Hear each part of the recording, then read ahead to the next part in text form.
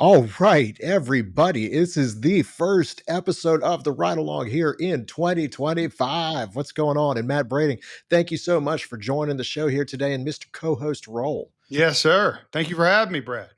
Dude, I'm excited. And for those of you that watched last year, we kind of had a little bit of a revolving door co-host. So, Matt, I'm excited, dude. We're kicking this off with we're trying to introduce a little bit of regularity on here, and so I'm excited to have you kind of sit in a co-host spot here for a bit. And we got some awesome guests that are going to be coming on the show here before long. Yes, we do. And likewise, I'm excited about it too. We've been talking about a few potential guests, and I think it's going to be some really interesting stuff for inspectors to check out, homeowners, people in the construction trade, everyone alike. Dude, definitely. And so, okay, for those of you guys that watched last year, Matt, you're a home inspector out in Houston area, and that was, gosh, we got to talk. What was back at back at Inspection Fuel? Correct. That was a blast. Yeah, so loved that show. But for those that haven't gotten to watch or haven't gone all the way back in the the abyss of videos that we have on the channel here, go ahead and reintroduce yourself to the listeners. Yeah. All right. So I am Matt Brading. My company is Texas Edge Home Inspections. And so out here in the Houston area, I myself, and recently I brought on another employee, Louis Escobar, who we are out here doing home inspections all across the Houston area. I have sort of made a little bit of a name for myself on social media through, putting out videos of my findings.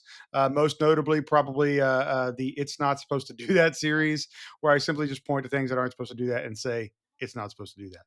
And so, anyway, yeah, lots of fun. It's a complicated model. Yeah, very, yeah, Yeah. but it worked. No, definitely, man. No, I love it. So, okay, so and you've been home inspecting again for how long? I think it's going on about 8 years now. Dude, I love it, man. Yeah, I was a home inspector up in the DC area for about 8 years, and I love that you even brought that up. How long you've been inspecting? I, I asked for a reason. So, one of the most popular episodes at the end of the year last year, it was hilarious. It got so many comments. It was on Peck's Plumbing, and I had Yeah, John Bolton on the yeah, show. Now, did you right. see that one? Yeah, Yeah. Okay, I loved it. Somebody on there commented, they were like just a bunch of has-been home inspectors. I'm like, no, sir. Still active, still in the field, right. as are you, Mr. Brading. So Right. Yeah, definitely. Definitely. And I mean, like, yeah, I mean, don't get me wrong, like 7 years, I mean, 7, 8 years, whatever it is, like, headed towards a decade, that feels substantial. There was a time whenever I started and when I got asked that question, I didn't really want to answer it. Because, people would ask how long you've been doing this. And like, you might say like, 3 years. And that just doesn't sound like, you're very experienced. It doesn't matter what your background is or how much you know, how many inspections you've actually done. That years of experience thing always kind of bugged me. I'm at the point now where it doesn't. oh, Never no, totally. substantial. Definitely not. Once you've seen a certain, number of houses, several thousand houses, you kinda just get that little bit of confidence where you're like, "You know what? There's always somebody that's been doing this job longer, but you've Sure. established yourself." Yeah, for sure. For sure. But I think like, Chris Murphy, who's I guess who introduced us, like when I met him, he had been inspecting for like 7 years. So I feel like I'm like at Chris Murphy status then, like, and so Yeah, no, he def was very established and I considered him to be very successful in his business then. And so, and I feel the same now. no, definitely, man. I've enjoyed watching you crush it. So, on social media, like, just fill everybody in here. First of all, where could they follow you? Well, Instagram, it's and actually most of them you can find me at texas.edge.inspect. Instagram is one of the bigger platforms. I've been trying to grow YouTube for a while. You could just search Texas Edge Home Inspections or texas.edge.inspect. Same on TikTok. I think it's a little bit different for Facebook, but the easiest way to find me really is just to go to my website, which is texasedgeinspect.com. Pretty easy to find. And then at the bottom, there's links to all my social media stuff. Yeah, I love it, man. Definitely. And for those of you that are watching the show, if you haven't subscribed on the YouTube channel, because Matt's going to be sharing a whole bunch of stuff off of this, obviously you can follow the ride along on social media as well. Yep. But dude, subscribe to the YouTube channel because we are looking to crank out about 30 episodes this season. Last year, I think we did about 24 24 or 25 episodes, which was our first real full season doing the show. So if you guys got some value out of that, definitely follow it, definitely share it. But Matt, we got some good guests that are going to be coming up here in the next several weeks. Starting with recording live at InterNACHI next week. Correct. Correct. Yeah. Cool. So I'm going to be in Florida next week. I'm actually leaving tomorrow to go to Florida. Me and the family are going to take in Disney for a couple of days before we head over to Sunday. We're going to head over towards the hotel where the InterNACHI conference is going on, and I'm going to meet up with you at some point, and we're supposed to be doing some recording out there as well, I believe. Dude, it's a blast, man. I always love recording at InterNACHI. One, because they're so supportive. Like Ben Gramico has their whole podcast. I'm looking forward to partnering with them a little bit too. Just kind of doing a little bit of a crossover thing while we're there. But gosh, dude, this is the biggest event in our industry, and so we get so many people from all over the country, and it's awesome. I mean, I set up the podcast booth. People stop on by, so if you're there at the show, if you're going to be there, comment or tell me what you're looking forward to first and foremost. Tell me what you're looking forward to learning, what classes you're going to be taking. But stop by the booth, come say hey. It's going to be a great time. Let's get you guys on the show. So, Heck yeah. yeah, dude, definitely. So okay, Matt, to get the family ready because you're coming to Florida. What I need you to do is just to get everybody in the habit of standing in line, right? If you're going to do Disney, that's most of your experience, Right. right? Just be real good at standing in Yeah. line. So So, we have this isn't our not our first rodeo. It's actually our this is gonna be our fourth. My kid's 8. This is gonna be the best one. I feel like it's gonna be the best one. It started at like 5, yeah, yeah. and then but and that was kind of sketchy because like what he was into. He was a little bit scared of things or whatever. You think you turned your ringer off, and somehow you didn't. You're But screwing up the show, I man. know, I know. It's trashed now. We got to scrap it. No, he's 8 now, and so he's a little bit less timid about the things that he'll do and the things that he's interested in writing and things like that. And so it's exciting. But we've been a few times, and so like there are like this now my wife handles this, so I'm probably not going to say it right, but there's like apps like with like some type of lightning lane situation.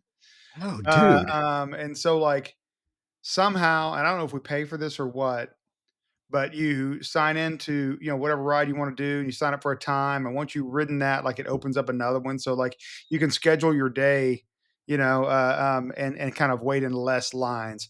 Don't get me wrong, it doesn't work for everything and not all the times that you would want to ride that ride is it available. We've definitely still stood in line for a ride before.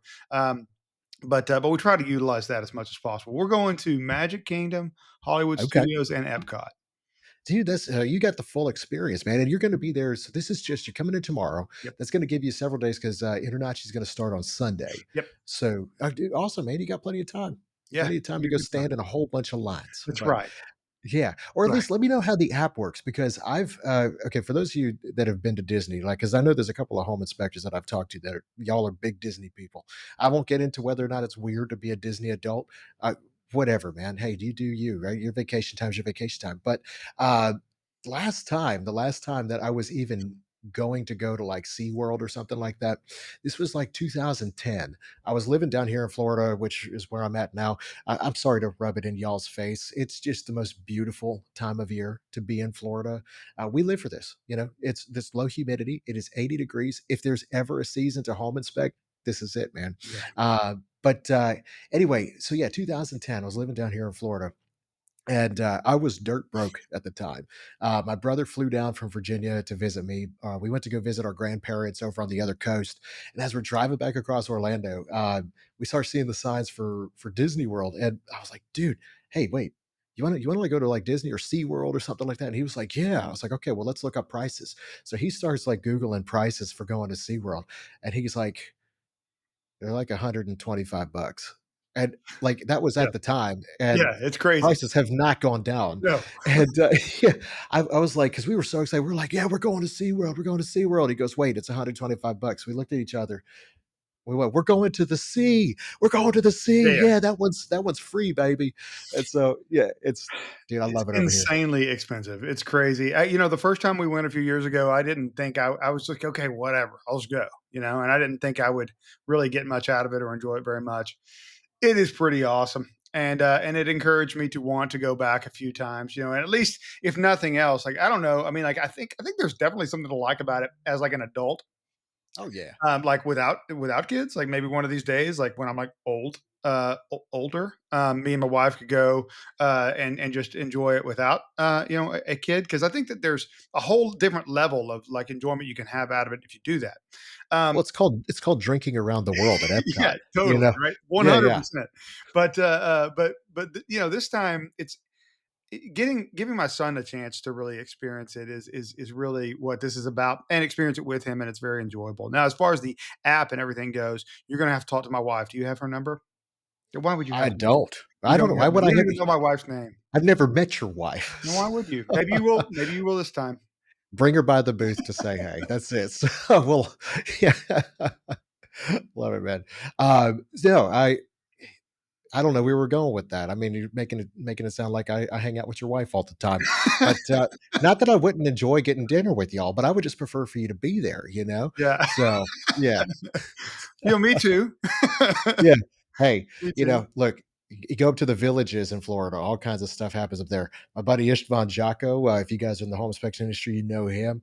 He moved up there recently, and I'm like, well, Istvan, I support whatever your decisions are. Okay, so he's like, well, there's just a lot to do. I'm like, I live down here. We all know what there is to do. Right, right. But anyway, so okay, but with InterNACHI and with coming down here, here's what I want to talk with you about today. One of the biggest reasons that I feel like we get into home inspections and go into business for ourselves is the idea that we can fund the life that we really want for ourselves. So, how has home inspections really helped you to do that? To really kind of just, instead of just being the job that you do, how has it helped to build the life that you want to have?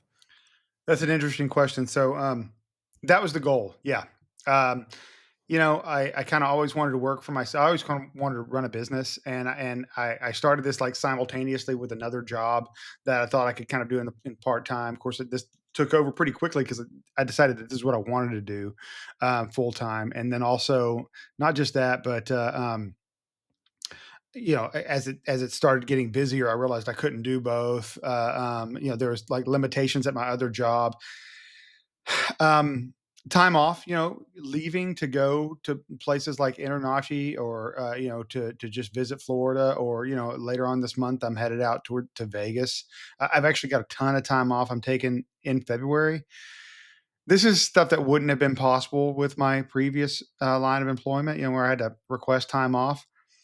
But like, in honesty, like, how has it changed things? I mean, yeah, that's available, but it has come also at a cost as well, because, I'm a business owner, and so I work way more than I ever did. Now I get to take off sometimes, and go, to these events, but when I do, I don't work, and so there's no money getting brought into the company. However, now that I have a guy out there in the field with me, he's actually working pretty much the entire time that I'm gone, and so we don't have to close the doors because I'm gone, and so that's been a game changer. That particularly has been a game changer for me.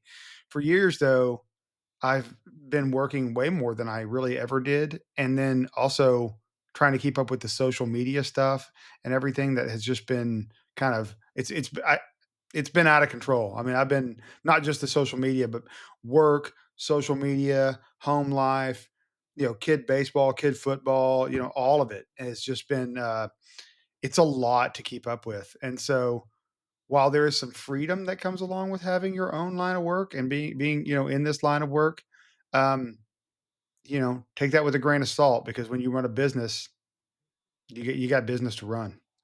Well, that's kinda dude, that's the good way of looking at it, and truly, it's, for now, are you involved with, like, IEB or No, anything? Any of the, kind of the organizations that are out there? no. So, if you're somebody now for me, like, I actually do, coaching with Mark Hummel. He's kind of a business coach to me, but, if you guys are not signed up for I mean, there's IEB out there, there's IGO, there's a whole bunch of, coaching networks that are out there. If you're somebody that finds that you've kind of become a slave to the monster that you've built in terms of building a business, those organizations are amazing at helping you to organize your life and to build good habits and practices and systems into your business so that you can kind of get back to having the life that you originally wanted from the business business that you build, because it's so easy, right, for it to just start to dominate everything in your day. I remember in a previous married life, gosh, I was cranking out the final year that I was inspecting in Virginia before I eventually moved down here to Florida. I cranked out 413 inspections on my own that year, which there's a lot of people that do more than that, but That's a for me lot. that was a lot. And there was nights where she was like, and this was for a company that was I was with BPG, it was a franchise. So, but I was still up until midnight some nights getting reports done. Mhm. And she was like, can you just come right then in bed?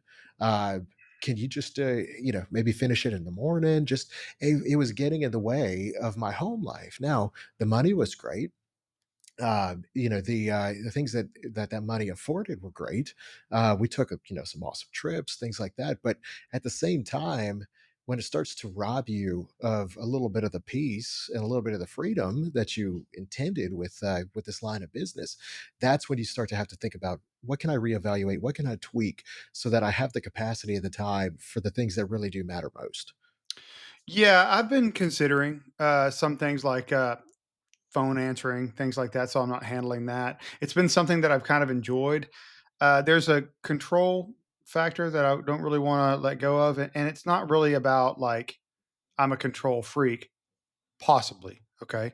But that's not what I'm getting at. What I'm At getting least at you're honest. is what I'm getting at is more like I want the control to be able to turn down jobs that I don't want. Like I don't want to just be booked on a job just because that's the job that called and they and because I'm at a point right now where I don't have to do every job that comes in, and I don't want to.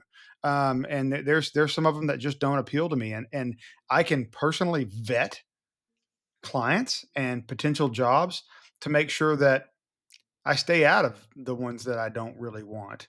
And so while you can kind of groom some answering services to help with that, I have no doubt they can sell my service, right? Yeah, yeah, And absolutely, also, man. like, one thing that's kept me from it is that, like, a lot of times uh, uh, kind of put emphasis on the fact that they will help you make more money because they will sell additional services. I don't really have additional services.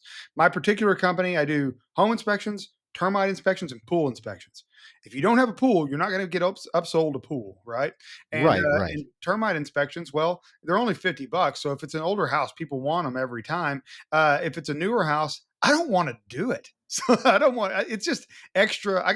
I'm contracted through a company, so I got to pay them, and it's just more work. So it's like if it's a new house and you're not interested in a termite inspection, I'm not trying to sell that service. I'd rather just save the time. So I really don't have extra services to sell. Um, Sure, yeah. but I mean, I am getting to the point where I want to reclaim some of my life. So I've got to figure out like control versus form of life back by not answering the phones and dealing with that stuff. And I am getting to the point where and it's mostly because it's me and somebody else now, and I'm wanting to take on somebody else in 2025. It's going to get to the point where that phone just consumes me, and it does when I'm out in the field. I take phone calls and take jobs while I'm out in the field. It's a time suck, but Absolutely. I just haven't been able to Now, bring myself to do it yet. how do you manage that on the job site? Like for me, I would always wait to like return the call until after the inspection. But at the same time, like when I started in the industry, it was with a small mom and pop business. And I remember our head inspector, he would be in the middle of an inspection and fielding calls at the same time, booking the next inspection. And for me, I was like, I always try to put my focus like right where I was at the time with the customer that I was with. But I mean, how did you handle that? Everybody works a little bit different. Well, I mean, for the most part, I do try to answer the phone when I'm in the field because and look, okay, it depends. When business really started to pick up for me and I could really start getting choosy about who I did work for, I just let the phone ring. I'll get back to you. Because honestly, almost every phone call that came in, I'm not going to get to you in time. Yeah, yeah. And so like I was booking out a week in advance. And so, the calls I could take whenever I was off would book me out. And the calls that came in whenever I was on the job, I just let it go to voicemail and call you back. If I don't get you, no problem. Um, but when I brought in another guy, the need to get as many jobs as possible, increased. And so I felt the need to answer the phone in the field again. and so I've been back to that.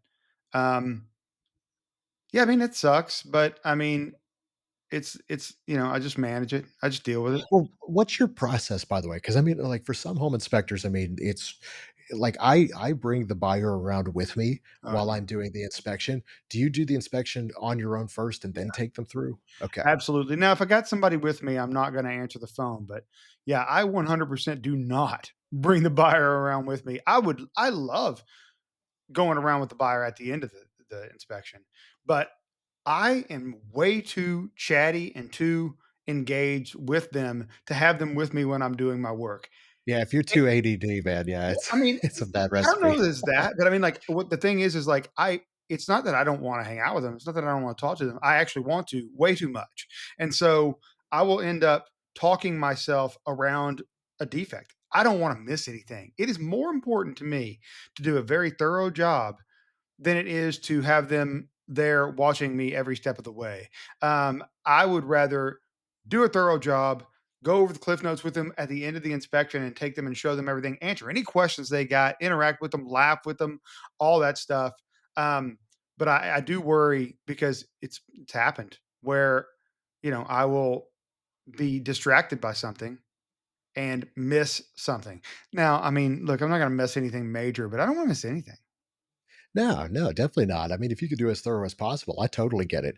I, um, and again, this is everybody works different. I'm not, calling myself any sort of, savant of home inspections here, but I did learn from I would call him a freaking master in this industry. His name's Ken Humphreys. He's up in Virginia. Hmm, I think I This know. guy, dude, yeah, it's awesome, dude. And he doesn't have a huge social media presence because he's too busy working his butt off. And anyway, he is able to get through a house in about 2 to 2.5 hours while taking the buyer around. And he doesn't finish the report on site. He finishes it right afterwards, like after he gets to the next job site. Like, he always blocks himself just enough time so that he can do some of the report on site, but then finish the rest of it off site. But I only seen that guy get a call back once in a blue moon, Look, and so I started doing like a hybrid of that. Um, but it is tough. I mean, you have to really stay on your toes because if you're not careful, you can miss something. some people are built different, man. I mean, some people can play the Yeah. drums. Yeah, I can't right? play the drums, I don't get it. Dude, a buddy of mine is able to, like, drum and sing, and I can't Yeah, do either, so I you don't get that. know. Yeah, I don't get that at all. I mean, don't get me So, wrong, like, I mean, the guy's probably awesome. I do not trust myself to put out the report that I have set a bar for myself and my company, and I do not believe that I can put out the same product if I was going around with the client, and I know with all certainty that the speed would not be there. sure, yeah. Yeah, I Well, did and the a other new thing construction too. house yesterday. I finished it and sent it, but while I was at the job, like, there's no way in 3.5 hours I could do a 2,500 square foot house with the client right there next to me, finish the report and send it out to him. It just wouldn't happen. Oh, no, no, I mean, so you gotta figure out what you want to accomplish on site, and here's the other thing too. So, I there was an inspection I was just doing up in Tampa, which, by the way, dude, like, I never in my life thought that I would inspect a 2,500 square foot single level cinder block house, built in 2000 with an in-ground pool. It was selling for 528, I think, and I found myself telling the buyer, "This is actually a decent price."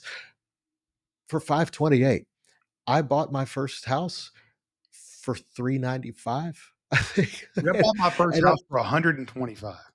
dude, what is going on? I And don't I'm know. telling them that at a $500,000 house, I'm like, "This is a steal here," but no, seriously, like, anyway, but this is cool. They're all about Inspector TikTok, and the wife was like, "Hey, so do you know this guy?" I was like, "Inspector AJ? Yep, know him for sure. Going to see him in a couple weeks." Um, she mentioned Psy, and I was like, "We won't talk about that guy. Sorry, Psy. Don't sue me." But and, just some of these others that she follows. But anyway, like Preston Kincaid, I think she follows him as well. I'm like, you need to check out this dude, Matt Brading, Uh, but Oh, anyway, uh, she's like, so what about yours? Where's your content? I said, well, here's the thing.